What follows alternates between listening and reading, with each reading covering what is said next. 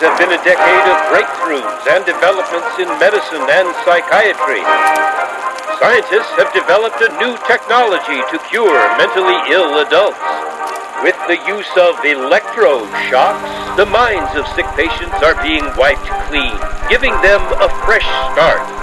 On this blank slate, physicians then imprint a new, healthy personality. Remaking people, shocking them into obedience.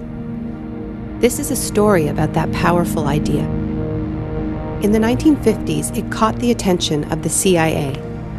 The agency funded a series of experiments. Out of them was produced a secret handbook on how to break down prisoners. The key was using shock to reduce adults to a childlike state.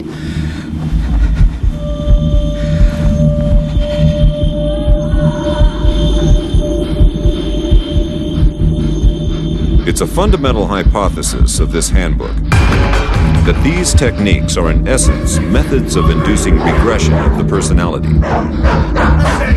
There is an interval, which may be extremely brief, of suspended animation, a kind of psychological shock or paralysis. Experienced interrogators recognize this effect when it appears, and know that at this moment the source is far more open to suggestion, far likelier to comply than he was just before he experienced the shock.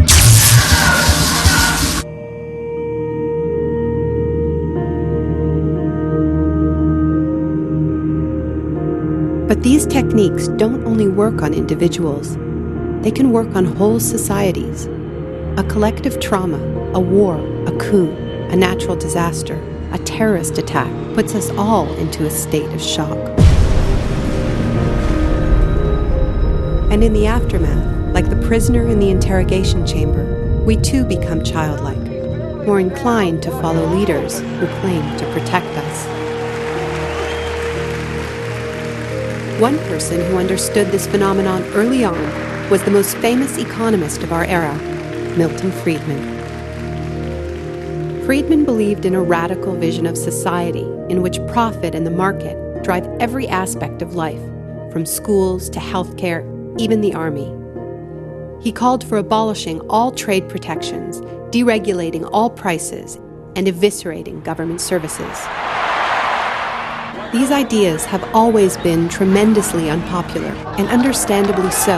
They cause waves of unemployment, send prices soaring, and make life more precarious for millions.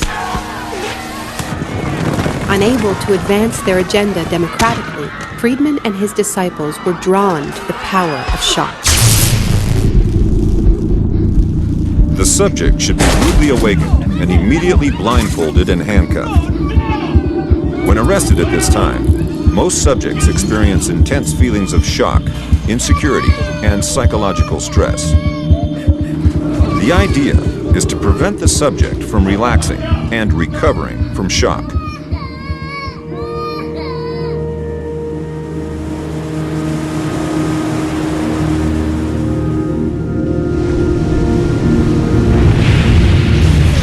Friedman understood that just as prisoners are softened up for interrogation by the shock of their capture, massive disasters could serve to soften us up for his radical free market crusade.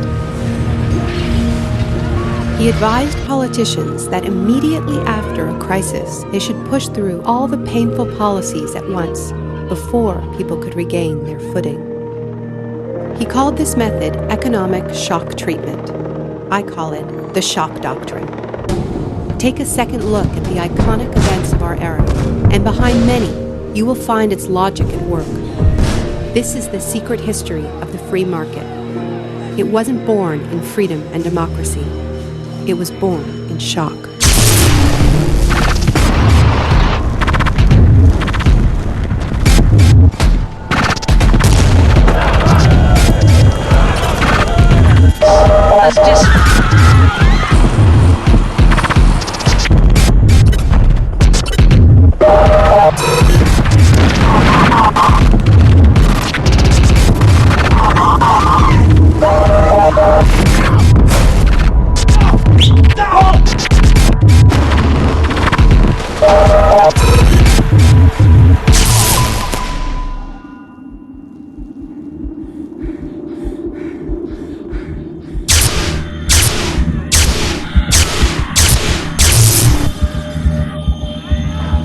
Isolation, both physical and psychological, must be maintained from the moment of apprehension.